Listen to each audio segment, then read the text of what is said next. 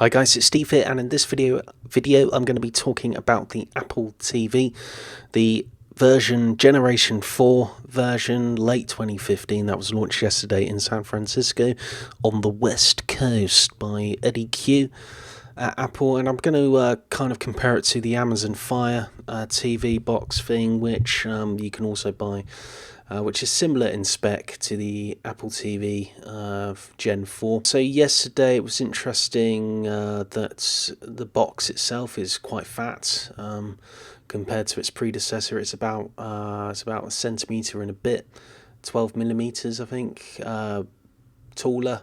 It's also heavier as well, so I did think it's a bit odd. Usually Apple, they're always going so thin with their new products, trying to get, almost like putting a rolling pin on each iteration that they do, but this is the reverse.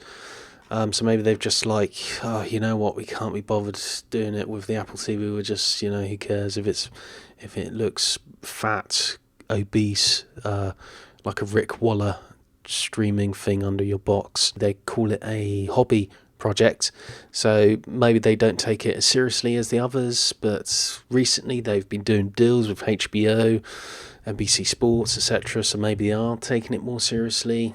And likewise with the Amazon Fire TV, are they taking it seriously? They're trying to obviously get everyone to stream using Amazon Prime. If you haven't got Amazon Prime and you've got the Fire TV, then it's, doesn't really do a whole lot much. It's a bit pointless having it.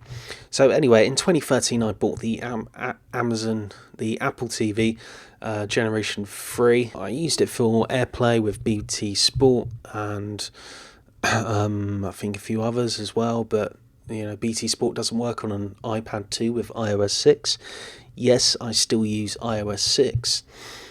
So I was using it less and less, so I got a a Minovio something, a cheapo Chinese Android streaming box, which was crap. The remote looked like a turd, it smelt like a burnt rubber, a burnt tyre, not a Johnny, as we say in the UK. And then I got an Apple TV 2, which had Kodi on it, XBMC, and that worked quite well, really. But I don't know. I just thought I wanted something with a bit more oomph to it, 1080p, etc. I wasn't really using AirPlay. Didn't really need. I haven't really got much iTunes content, so I got a Amazon Fire TV last week. I'm still doing editing an unboxing video for that. So the exterior design, obviously the Apple TV is fatter. With the Amazon TV. It kind of looks like a CD case, much flatter, but it takes up. It's got a larger footprint as well. Both have HDMI included with them, but they don't have HDMI 2, which would mean they are probably 4K compatible with 4K with HDMI 1.4, which the Apple TV has, and I think the Fire TV has. You can get 4K at 25 frames a second, 30 hertz, 30 frames a second, and that's it.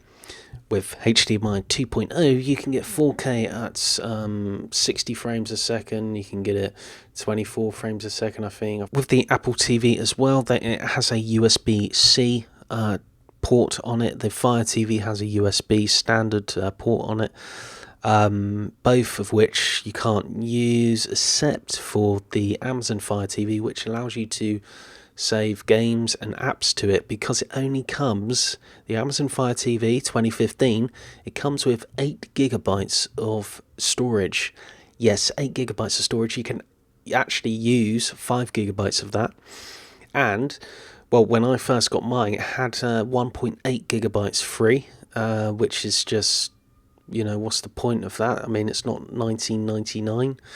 That's how much. I think I use a computer with 2 gigabytes of storage, hard drive in like the late 90s.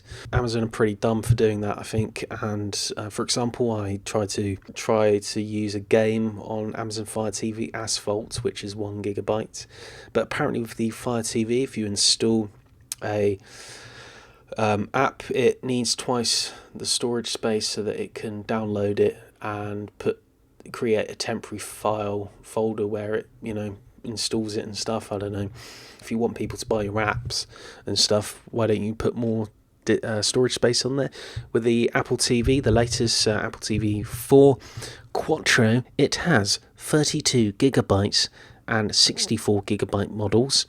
They are more expensive than the current Apple TV, but I'm kind of hoping that Kodi, nudge nudge, wink wink, will work on the 4th gen Apple TV. If it can be jailbroken, that would be fantastic. Another feature that they're boasting about is voice commands. With Apple, you've got Siri. With Amazon Fire TV, it's called Mission Control. No, it's not Mission Control. It's just a voice search. I don't think they've called it something. But with the Fire TV, you press this button here. The same with the Apple TV new one. It's sort of down one of these buttons down here. You just search, Hot Shots Part 2. I don't know why I thought of Hot Shots Part 2. And then it will just come up with, usually 99% of the time it's correct, unless you're doing expletives like FU, what time is dinner or something, I don't know. But the problem with the Amazon Fire TV is it will only search on Amazon-based products, so it will only search on Amazon Instant Video, music, apps. It won't tell you that it's Hot Shots Part 2 is available on Netflix or on, BBC iPlayer. Whereas with Siri, it's more wide-ranging. It will tell you if it's in iTunes, Netflix, Hulu, or whatever that is. So it's a little bit more useful in terms of a search thing. For example, if you're in, if you're looking at the description of Skyfall, the James Bond movie, if you say to Siri, show me more James Bond movies, it will just show you everything that's in iTunes, I think, and maybe Netflix. Also, it has a cool feature. If you're not sure what actor said in a scene, you can just say to Siri, what did she say? And then it will just automatically rewind 15 seconds and put the subtitles on as well, which is a handy feature if you've got a poorly sound mixed video playing a movie. I wonder if that would work if you were watching The Office with Steve Carell when he says that's what she said, whether Siri would sort of explode if you said that's what she said and Siri was like, what? I don't know what I'm doing. Another thing as well, which I don't like about the Fire TV, is the battery compartment, the AAA battery compartment. You break a nail opening it. It's horrible. It's just difficult to get your finger in there and pull it off and stick some 2 AAA batteries. With the Apple remote, it comes with a USB to Lightning cable, so you can just charge it in any old USB charging port, which I think is better than messing around with cast iron plastic flaps. So guys, that completes this video. I personally would probably go with the Apple TV if I had to choose, but the Fire TV is more or less the same, apart from 0 storage.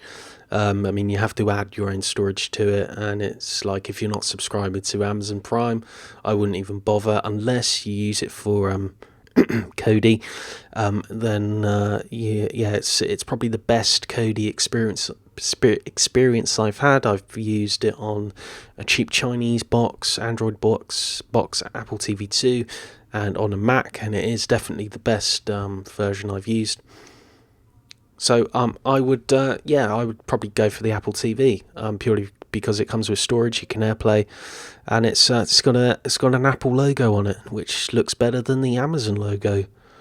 And you could talk to Skype if you're feeling lonely, but I don't think it will work with what panties are you wearing, Siri. It probably will virtually slap you in the face. So thanks for watching. Like, subscribe. So guys, like, subscribe, share, and comment below, and click links, and Make sure you stay safe, stay Second Amendment.